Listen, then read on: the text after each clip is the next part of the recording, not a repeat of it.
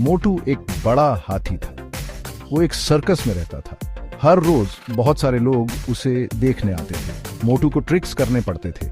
उसे एक पैर पर खड़ा होना पड़ता था। उसे बॉल पर बैलेंस करना पड़ता था। मोटू को ट्रिक्स करना पसंद नहीं था। वो आजाद होना चाहता था। वो जंगल में दूसरे हाथियों के साथ दौड़ना चाहता था, लेकिन मोटू डरता था। वो हमेशा सर्कस में ही रहा था। वो नहीं जानता था कि जंगल में कैसे रहते हैं।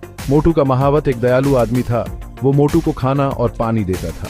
वो मोटू से प्यार से बात करता था, लेकिन महावत भी मोटू का दुख नहीं समझ पाता था।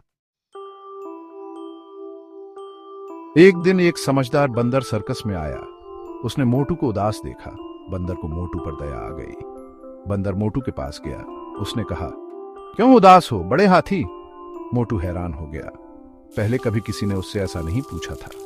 उसने बंदर को बड़ी बड़ी उदास आंखों से देखा। बंदर मुस्कुराया। उसने कहा, तुम बहुत ताकतवर हो।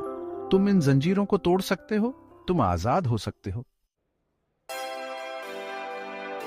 मोटू डरा हुआ था। उसने कहा, लेकिन जंगल खतरनाक है। वहां शेर और बाघ हैं। बंदर हंसा। उसने कहा, तुम तो शेर और बाघ से भी बड़े हो। तुम ताकतवर और बलवान हो। डरो मत। मोटू ने बंदर की बातों के बारे में सोचा। उसे एहसास हुआ कि वो बहुत ताकतवर है। अगर वो चाहे तो जंजीरों को तोड़ सकता है। उसके दिल में उम्मीद की एक किरण जागी।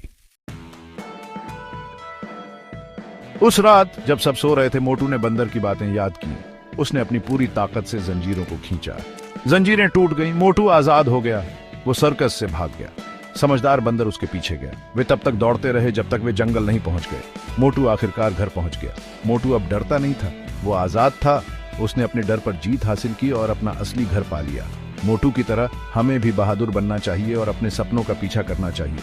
हमें कभी भी डर को खुद को आजाद होने से नहीं